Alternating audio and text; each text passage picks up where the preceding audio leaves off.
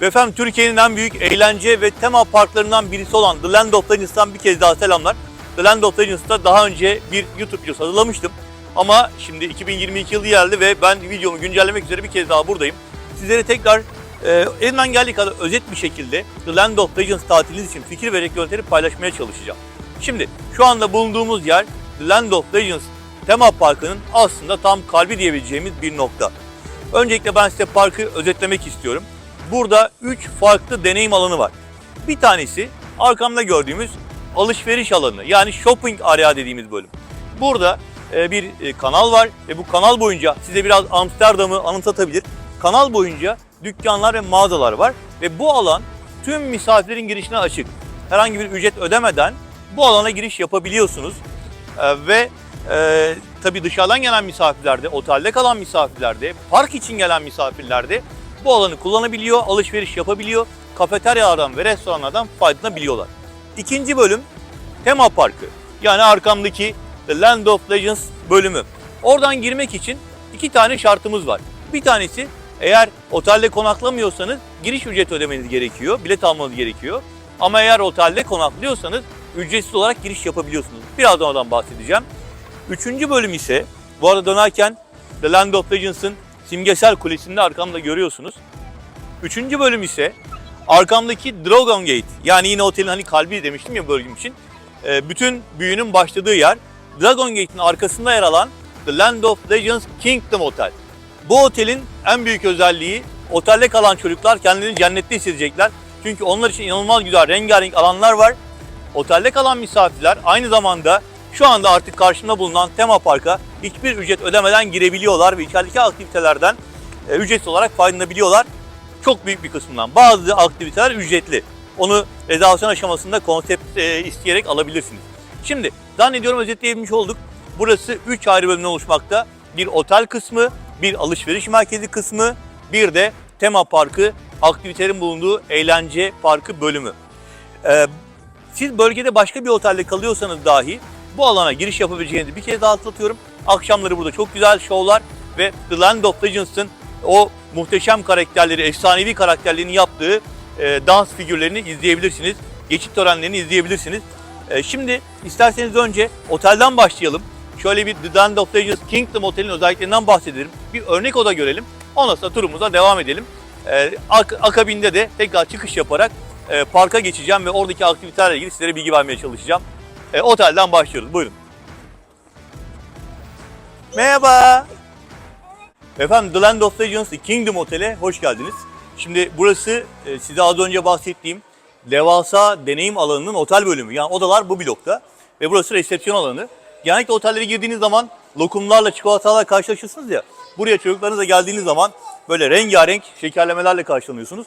Yani otel daha ilk başta sizleri eğlendirmeye ve çocukları mutlu etmeye burada başlıyor. Şöyle yakından bir gösterelim burayı.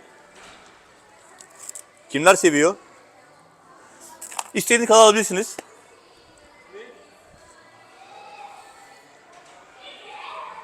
Ve burada 2 tane resepsiyon bölümü var. Şimdi benim sol tarafındaki resepsiyon kısmına arkadaşlarım zaten sizi karşılıyorlar ve check-in işlemlerine başlıyorlar. Odanız hazır olduğu zaman da odalara gidiyorsunuz ve kısa bir dinlenme molasından sonra eğlenmeye ve tatile başlıyorsunuz. Biz de öyle yapalım. Önce odaları gezelim, sonra park kısmına devam edelim, olur mu? Hadi buyurun. Ve efendim The Land of Legends Kingdom Otel'de odaları keşfe başlayacağız. Burada Mustafa kardeşimiz yine bize eşlik ediyor. Daha önce de bize yardımcı olmuştu odaları keşif konusunda. İrem arkadaşımız tatil ekibimizden zaten tanıyorsunuz. Bu güzel rengarenk asansöre binerken onlarla da sizi tekrar tanıştırmak istedim. Buyurun devam edelim. Efendim şimdi bu rengarenk koridordan bir oda örneği görerek sizleri bilgilendirmeye devam edeceğiz. Deluxe kategoride bir oda gezeceğiz. Şimdi bu odayı gezmeye başlarken hemen söylemek istiyorum ki dikkatini çekmiştir. Bütün kapılar mavi. Tabii otelde yine çocukların ilgisini çekecek rengarenk bir konsept var. Bazı katlarda pembe konsepte bulunmakta. Bunlar müsaitlik ölçüsünde. Bazen misafirlerimiz kızlar olanlar pembe istiyorlar, erkek olanlar mavi istiyorlar ama bu anlamda otelin müsaitliği doğrultusunda blokaj yapıldığını en başta söylemekte fayda var. Şimdi şu anda girdiğimiz oda aslında otelin en baz odası, yani deluxe kategoride bir oda. Ve bugün itibariyle otel tamamen dolu olduğu için sadece bu odayı gösterebiliyorum size. Ortalama 38 metrekarelik bir oda ve girdiğiniz zaman bu rengarenk alan çocukları karşılıyor. Tekrar diyorum, içerideki dekorlar, karakterler ve renkler çok az da olsa farklılık gösterebiliyor. Ama otelin genel özellikleri. Mesela bütün odalarda PlayStation 4 standart olarak bulunmakta. Ekstra ücret ödemiyor çocuklar. Ve burada bir barko sistemi var, barko vizyon sistemi var. Perdeden direkt şu anda arıyorum, evet burada. Bakın barko cihazı ve karşısında da perde var, gizli olarak bulunuyor burada. PlayStation 4 bütün odalarda standart olarak sunulmakta. Sadece onun joystick'ini bir depozito diyerek almak gerekiyor. Bilginizde bulunsun. Şimdi bu oda 2 yetişkin artı 1 çocuk. Bu sofa bed yatak haline getirilmiş. Çok rahat da kalabilecek özellikle. Ancak 2 yetişkin, 1 çocuk, bir de bebek varsa, hani 0-2 yaş gibi ise otelin onayı dahilinde 2 artı 2 bu odada konaklayabilir. Eğer daha kalabalıksanız, tabii ki farklı oda tipleri var. Çok sayıda suite odalar var. Connection odalar var ki bu oda aslında connection özelliği taşıyor. Yani bağlantılı 2 oda özelliği taşıyor. Eğer siz kalabalık olarak geldiyseniz aynı bu şekilde yan tarafta bir oda daha var. O zaman burada aslında 2 kapı var. Hem o tarafta hem bu tarafta. Bu kapılar açılabiliyor ve size 5 kişinin çok rahatla kalabileceği connection odalar verilebiliyor. Tabii family suite'ler var, grand suite'ler var, teraslı odalar var. Müsaitlik olmadığı için ben size sadece burayı örnek olarak göstermeye çalışıyorum. Telefonundan başucundaki dekorlarına kadar her şey çocukların ilgisini çekecek şekilde. Burası minibar dolabı. Şöyle, otelin konsepti oda kahvaltı veya yarım pansiyon olduğu için burada sadece çay, kahve ve su ikramı yapılıyor. Onun dışındaki içecekler ve buradaki dolapta bulunan kullanım malzemeleri ekstra olacaktır. Bilginiz olsun. Şimdi banyodan bahsetmedik. Bu arada birkaç adım daha hemen şöyle geliyorum. Burada odaya girişte tabii seramik kullanılmış ama odaların tamamında halı zemin ve yine bazılarında pembe, bazılarında mavi olarak sizleri karşılayacak halı zemin, bir kez daha hatırlatalım. Dolaplarda şöyle bakalım neler varmış. Burası raflı bir dolap. Burada çok güzel, yine çocukların dikkatini çekecek şekilde bakın böyle terlikler, yetişkinler için ayrı, çocuklar için ayrı. Şöyle buradan da galiba kasayı göreceğiz. Yani standart bornozlar da bu şekilde. The Land of Legends baskısıyla, logosuyla. Banyoyu göstermek için ben İbrahim kardeşimden alıyorum şeyi. Hemen şöyle kameramızı biraz salladık ama kusura bakmayın. Şimdi banyoya girdiğiniz zaman da sizi Land of Legends konseptinde yine rengarenk bir görüntü bekliyor. Şampuanlar, vücut losyonları. Bunların tabii özellikle çocukların cildine zarar vermeyen türden olduğu konusunda da bir bilgi vermek istiyorum.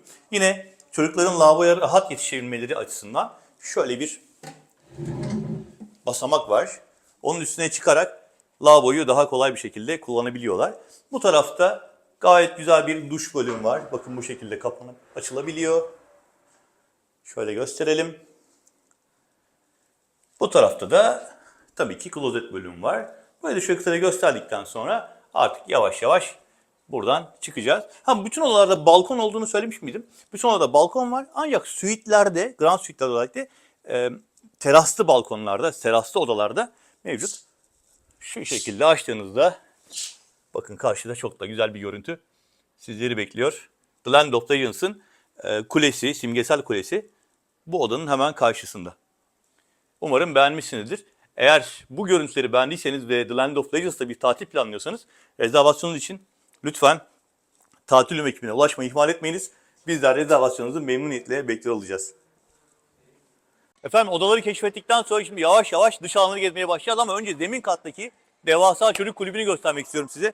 Ama zemin kata inerken de çocuklar eğlenecekler. Siz de öyle. Herkes eğlenecek. Bakın.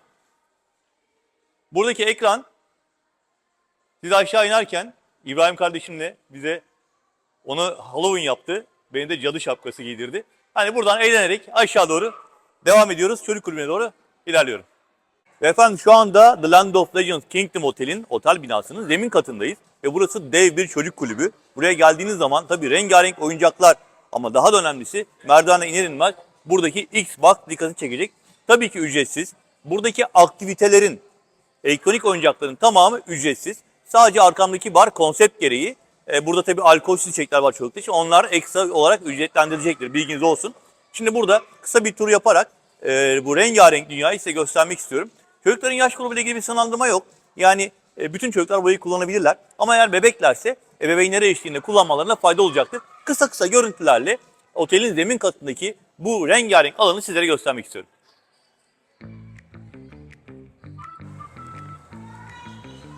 Efendim yine çocukların en çok zaman geçirdiği otelin bulunduğu blokta çocuk kulübü kısmında zaman geçirdiği bölümden bir tanesi library bölümü.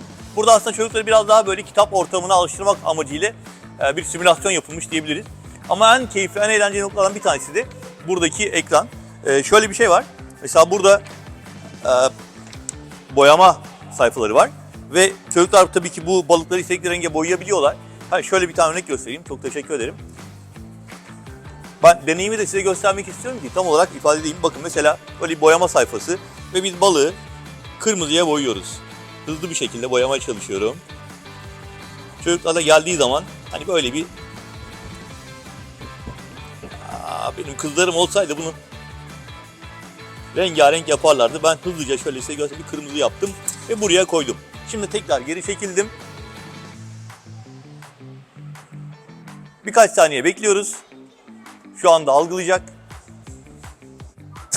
Evet, sesi duyduk. Ve buradan boyadığımız balık çıkacak şimdi. Beyaz balık kırmızı çizgilerle çıktı. Ben tam boyayamadım ama pembeleşmiş sadece. Tabii ki çocuklar bunun hakkını vereceklerdir. Rengarenk yapacaklardır. Bakın gezmeye devam ediyor. Üstündeki çizgiler benim çizgilerim. İbrahim yakından çeksene onu. Biliyorum çocuklar bu videoları çok izliyorlar. Buraya geldikleri zaman onlar da hemen odalarının bulunduğu blokta, zemin kattaki bu alana inmek isteyeceklerdir. Turumuza devam edebiliriz. Buyurun.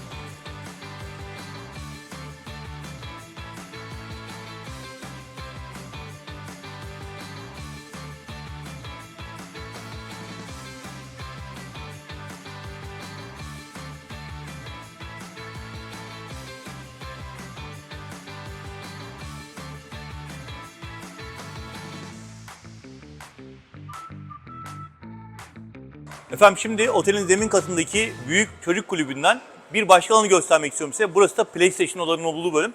Yine ücretsiz. Bu bölümdeki aktivitenin tamamının ücretsiz olduğunu bir kez daha hatırlatıyorum. Bu gördüğünüz alanlardaki PlayStation 4'ler aslında odalarda var tabii ki. Birazdan odalara gezerken de bir örnek göstereceğim size. Bütün odalarda PlayStation 4 ücretsiz olarak kullanılabiliyor. Ama bu alanlarda da özel odalar yapılmış. Bakın. Burada bir Barcelona Real Madrid maçı var.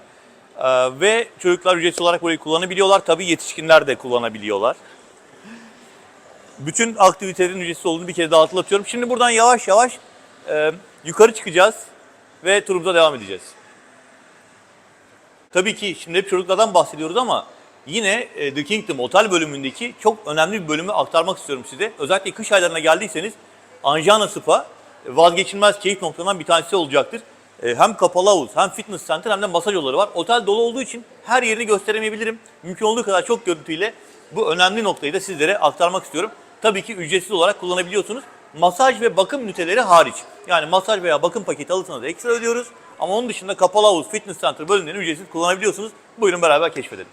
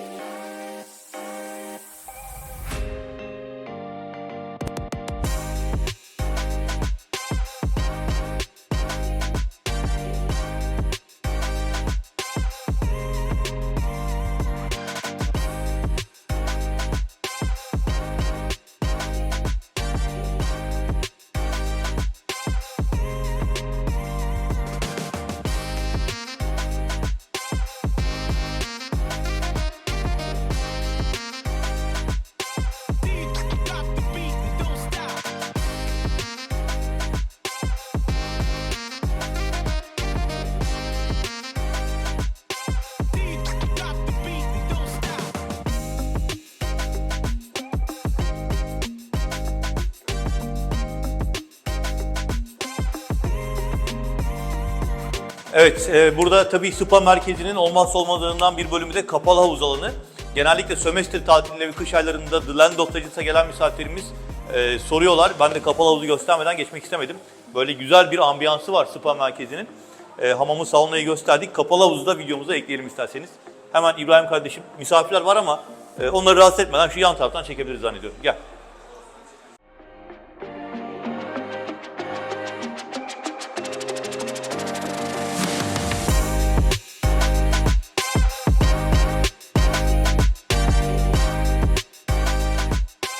Efendim The Land of Legends Kingdom Hotel turumuzda şimdi Legend Bar'dayız. Az önce çocuk kulübünün olduğu yerde bir bar vardı. Orası alkolsüz içecekler sunuyordu. Ama şimdi yetişkinler için güzel bir barın olduğu yere geldik. Orada yine Üstün kardeşim var. Evet. Nasılsın Üstün? Her şey yolunda. Sağ ol. Teşekkürler. Harikasın. Dört dörtlük. Senin enerjine bayılıyorum ya. Sizleri de gördüm. Öyle çok mutlu oldum. Biz daha mutlu olduk. Her zaman beklerim efendim. Sen saat kaçta kaç arası buradasın? Nasıl uygun yürüyorlarsa öyle. Normalde 8-4, 8-9, Harika. 8-10. Biraz dinleniyorsun, biraz çalışıyorsun. Evet. Ya hastayım bu adama ya. Evet. Kolay gelsin. Görüşürüz. Sağ olasın. İşte burası da Legend Bar. Tabii ki konsept gereğince buradaki içeceklerin tamamı ekstra ücretli. Çünkü oda kahvaltı veya yarım pansiyon çalışıyor. Burası biraz Fransız sokağı atmosferinde. Ben öyle gözlemledim. Çok keyifli bir alan. Çok güzel kokteyller yapıyorlar. Demleme çaylar var, kahveler var, aromalı kahveler var. Ama daha da güzeli böyle çok rahat koltukları var. Çocuklar oyun oynarken anne babalar da burada güzel bir kokteyl keyfi ya da kahve keyfi yapabilirler. Burayı da videomuza ekleyerek sizleri bilgilendirmek istedim. Bu şekilde turumuza devam ediyoruz. Ve efendim şimdi sıra geldi The Land of Legends'ta tema parkı gezmeye. Artık eğlencenin kalbindeyiz. Arkamda gördüğümüz nokta aslında Poseidon Meydanı olarak isimlendirilebilir. İçinde deniz tanrısının heykeli de var. Ve bu alan tema parkın merkezi olarak düşünebilirsiniz. Etrafında küçük mağazalar ve hem hediyelik eşya satan hem de dondurma vesaire satan büfeler var. Şimdi buradan giriş yaptığımızda eğlenceye hoş geldiniz diyerek yavaş yavaş tema parkın içine doğru ilerleyeceğiz. Hemen arkamda özellikle küçük çocukların su oyunlarıyla zaman geçirdikleri bir havuz alanı var. Ve yavaş yavaş ben de ilerleyerek sizlere görüntüleri sunmaya devam ediyorum.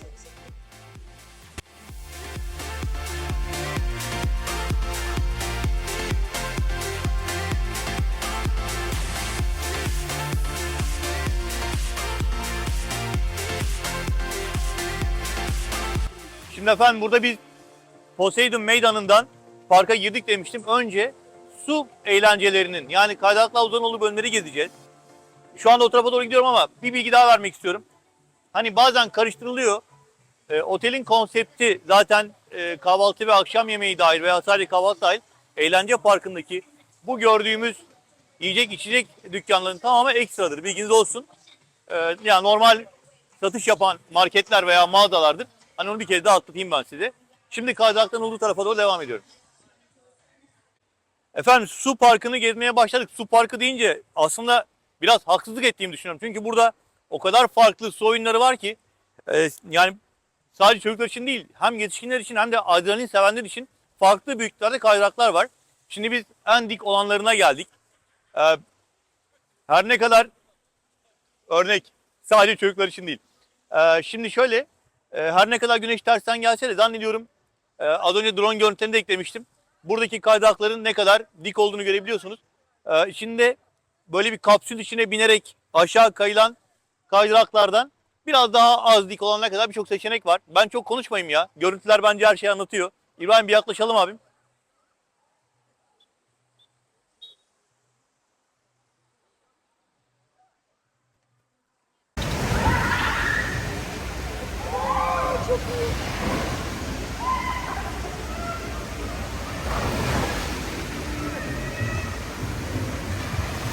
Efendim The Land of Legends'ta tema park bölümünde çok sayıda havuz var. Az önce kaydıraklı havuzlarla başladık. Tabii onların daha farklı büyüklükleri olanı göstereceğim. Bunun yanı sıra normal aktivite havuzları var. Onlardan bir tanesi burası. Oldukça büyük bir havuz.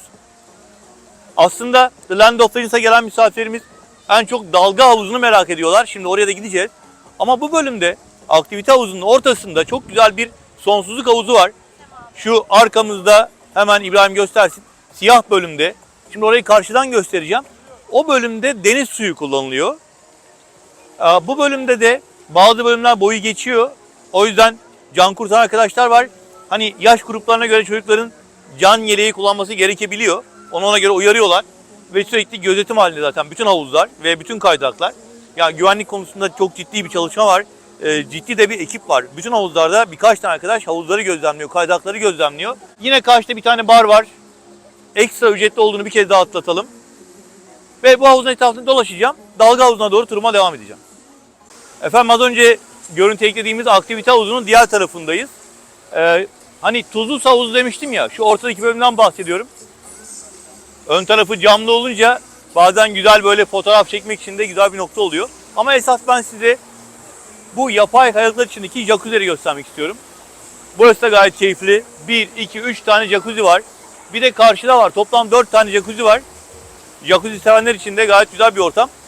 Yapay kayalıklar içerisinde böyle havuzla beraber dinlenmek, eğlenmek de güzel bir nokta. Şimdi bir noktaya daha geçeceğiz.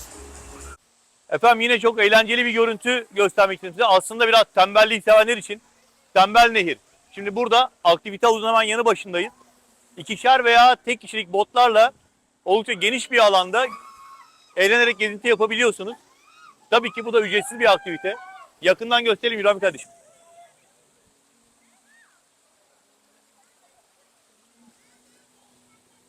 Efendim parkın havuzlar olan bölümünü, ıslak bölümlerini gezmeye devam ediyoruz. Şimdi dalga havuzuna yaklaştım ama öncelikle size arkamdaki Tower Falls'tan bahsetmek istiyorum. Kaydırak seven misafirlerimizin arkamda gördüğünüz yapay kayalıkların içindeki kaydıraktan kaydıklarında rengarenk bir yolculuk yapacaklarını hatırlatmak istiyorum. Şimdi hemen arkamdaki bölümde bulunan dalga havuzundan bahsedeceğim size. Ve Land of Legends'ın en popüler noktalarından bir tanesi dalga havuzu. Şimdi burada her 30 dakikada bir yapay dalgalarla burası çok eğlenceli bir hale geliyor. Bize denk gelir mi bilmiyorum. Şimdi ben aktif bir şekilde ilerlediğim için yarım saat burada beklemeyeceğim ama bakın bekleyen misafirler var. Otelin en eğlenceli havuzlarından bir tanesi. Bunu söylemeye gerek yok. Yine güvenlik açısından bütün havuzlarda olduğu gibi arkadaşlarımız var. Bir de burada DJ performans. Yine düzenli bir şekilde gün içerisinde popüler müziklerle sizlerin eğlencesini yükseltiyor. Bunun yanı sıra şimdi benim baktığım tarafta çok sayıda şezlong ve şemsiye var ama insanlar tabii şu anda onlar da bana bakıyorlar ne yapıyor bu adam diye. Hiç kamerayı oraya doğru çevirmeyeceğim. Birazdan ara görüntü atacağız. Beyaz kumlar üzerinde güzel şezlonglar var ve kabanalar var. Onlara da birazdan görüntü ekleyeceğim. Onlar ekstra ücretli ama şezlonglar ücretsiz. Beyaz kumlar sertifikalı özel kumlardır. Parantez içinde söylüyorum, lütfen aşağıya mermer tozu falan yazmayın. Öyle bir şey yok. Yurt dışından getirilmiş sertifikalı özel kum, ayak yakmayan ve size böyle Maldiv'deymiş izlenim verecek bir özel bir kum kullanılmış. Burası bu şekilde. Land of Legends'a geldiğiniz zaman en çok zaman geçen noktadan bir tanesi olduğunu söyleyebilirim.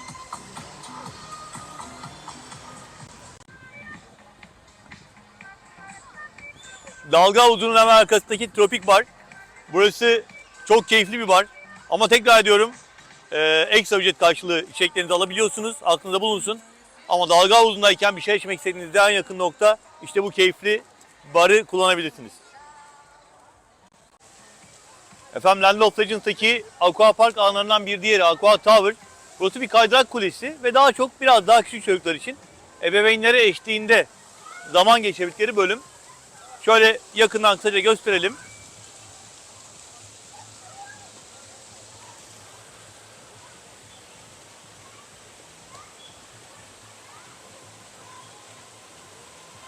Efendim şimdi bir başka Aqua Park alanına geldik. Tam bir Aqua Park kompleksi zaten burası. Burada farklı farklı kaydıraklar var. Şimdi tabii her bir kaydırağın da kendine göre farklı kuralları var. İşte mesela şu kaydıraktan kaymak için en fazla 120 kilo olmanız gerekiyor. İşte boyunuzun en fazla 120'nin üstünde olması gerekiyor. Bu tarafta yine aynı şekilde rafting rapistte ikinci kaydırak. Üçüncü kaydırak böyle gidiyor. Şimdi burada şöyle bir şey var. Hangi kaydıraktan kaymak istiyorsanız onun sırasına giriyorsunuz. Botla kayılanlar var, botsuz kayılanlar var. Burayı da hemen bir yakından gösterelim size isterseniz.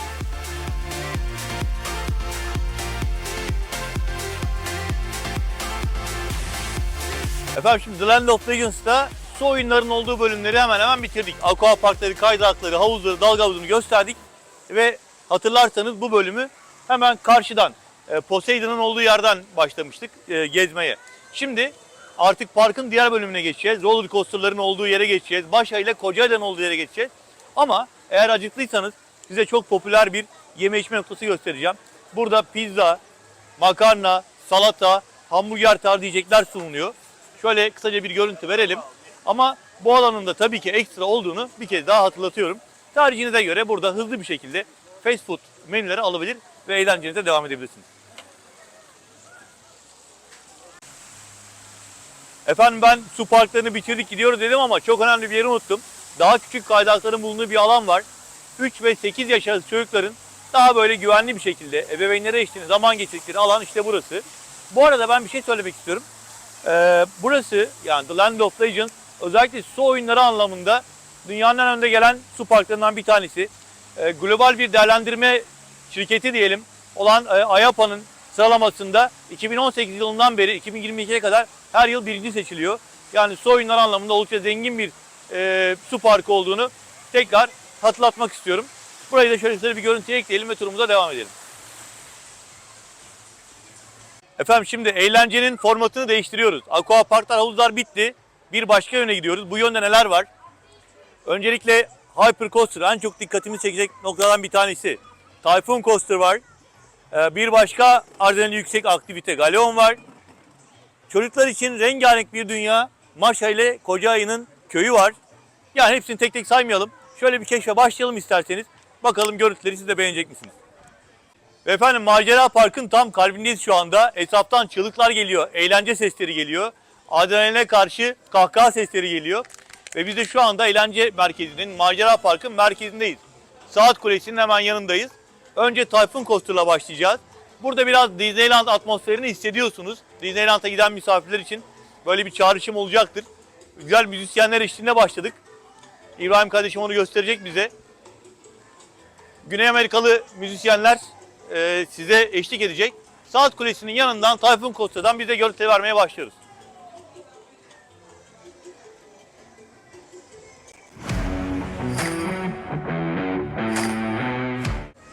Efendim şu anda Typhoon Coaster'ın olduğu noktaya geldik.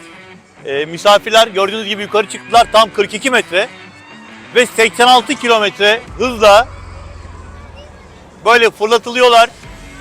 Birazdan yanımızda olacaklar. Biz de şöyle biraz kenara doğru açılalım.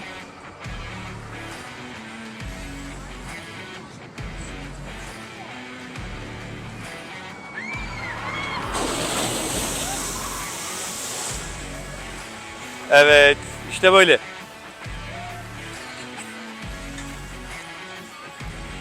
Uçmayı sevenler için güzel bir aktivite. Eski tip savaş uçakları hem kendi eksenlerine dönüyorlar hem de cihaz, makine onları çeviriyor. Yine ücretsiz olarak kullanabilirsiniz bunları da. Yakından görüntü alabilir misin abi?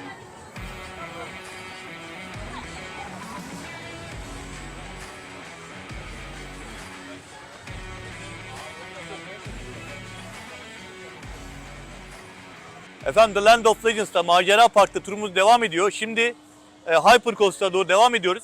Ama hani şu fast food alanı göstermiştim ya biraz kalabalık gibiydi. Belki öyle bir yorum yapabilirsiniz. Eğer isterseniz park içerisinde böyle farklı alanlarda var. Mesela burası Burger Stop noktası. Hemen şu tarafta pizza durağı var. Hemen öyle gösterelim. Merhaba, kolay gelsin. Hani park içerisinde farklı noktalarda yiyecek içecek alanların bulunması güzel bir şey. Tekrar ediyorum, Disneyland'a gidenler bu konsepte oradan atılacaklardır. Fiyatları hep soruyorsunuz. Şöyle gösterelim. 175 lira yazıyor. Kolayla beraber bir büyük dilim pizza. Yani yakından gösterirsek gayet güzel görünüyor. Hani küçük bir ara öğün olacaktır diye düşünüyorum. Tekrar turumuza devam ediyoruz. The Land of Legends Macera Park'ın aktivitesi, daha doğrusu adrenalin en yüksek noktalarından bir tanesi. Arkamda gördüğünüz galyon. Hemen görüntüsünü paylaşıyorum. Buraya geldiğiniz zaman binmek ister misiniz, istemez misiniz? Tercih sizin. Ama tavsiye ederiz tabii ki.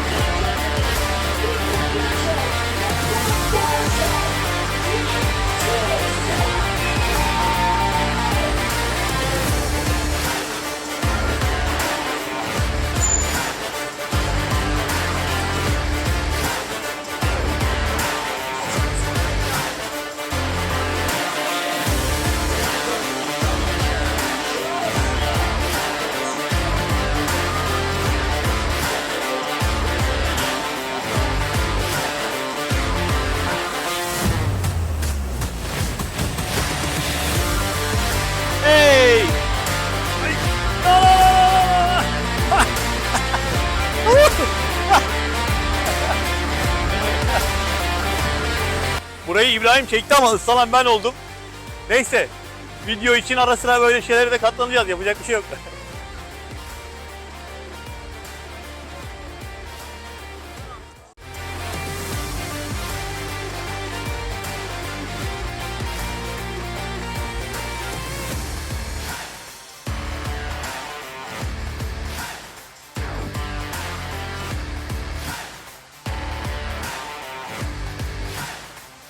Land of Legends'a gelirken bana kalırsa minimum 2 gün ayırmanız lazım. Bol bol tadını çıkarmanız için. Ama eğer hızlı bir şekilde bütün aktiviteleri faydalanmak istiyorsanız bence imkansız. Hem aqua park kısmı hem macera parkı kısmı çok farklı aktiviteler içeriyor. Şimdi burası hani sirk bölümü diyelim. Hem sokak oyunları var hem atlı karınca var. Karşısında da Maşa ile Kocaeli var. Önce burayı göreceğiz, sonra oraya geçeceğiz. Hadi başlayalım.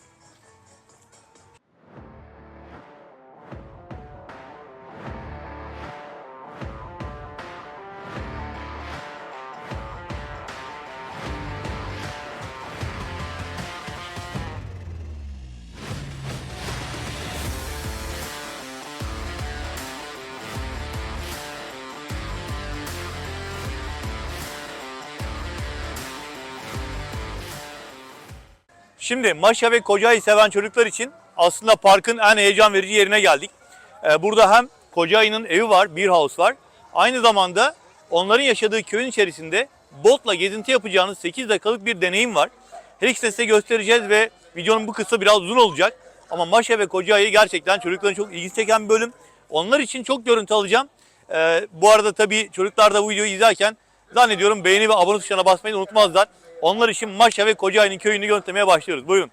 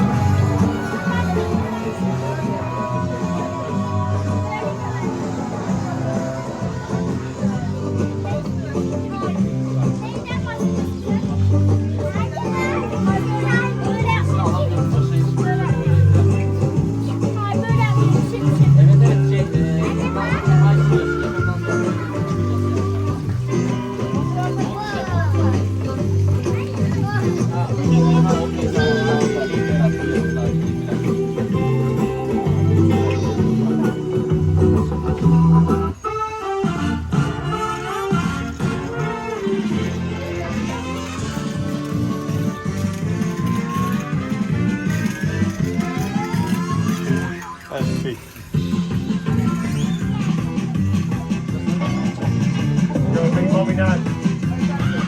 Para.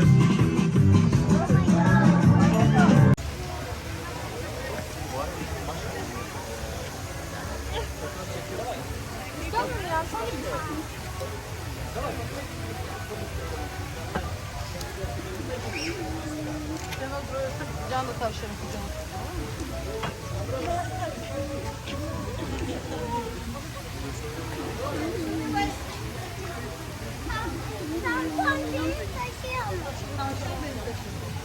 Бабушка, вы идите.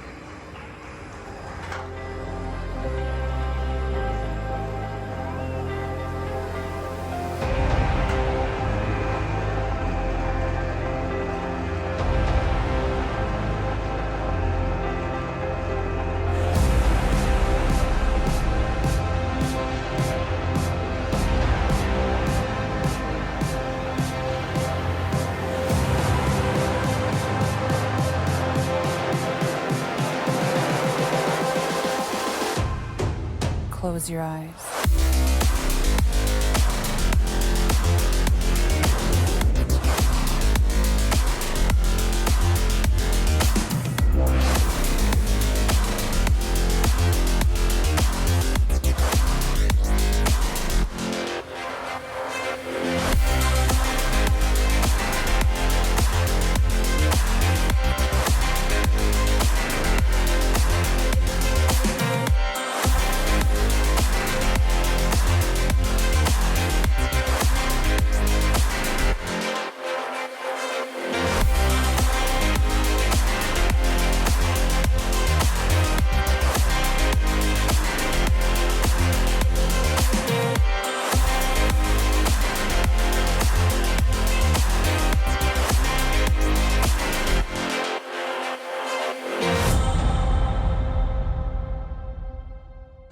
Efendim, The Land of Legends'ta artık yavaş yavaş kapanış zamanı.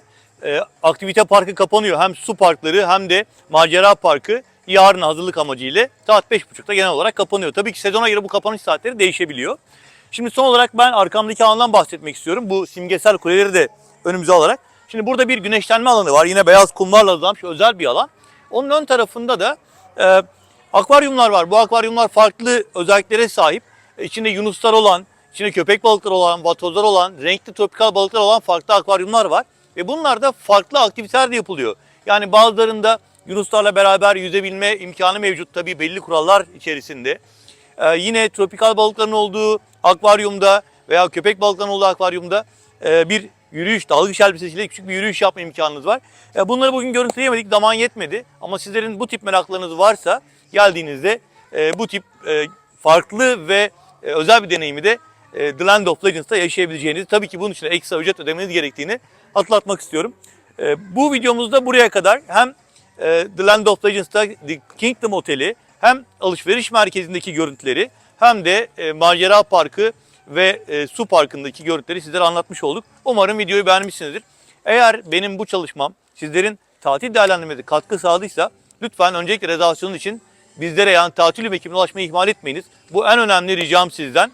Bizler ETS Tur yetkili satış ajansı olarak rezervasyonu memnuniyetle bekliyor olacağız. Tabii ki videoyu beğeni ve abone yapın. Abone olun gibi bir cümleyi de söylemeden kapatmak istemiyoruz. Çünkü YouTube kanalımız için böyle bir desteğe ihtiyacımız olduğunu da belirtmek istiyorum. Ve son olarak da artık bir sonraki videomuzda, yeni bir keşif videomuzda buluşmak üzere. The Land of Legends'tan herkese hoşça kalın diyorum.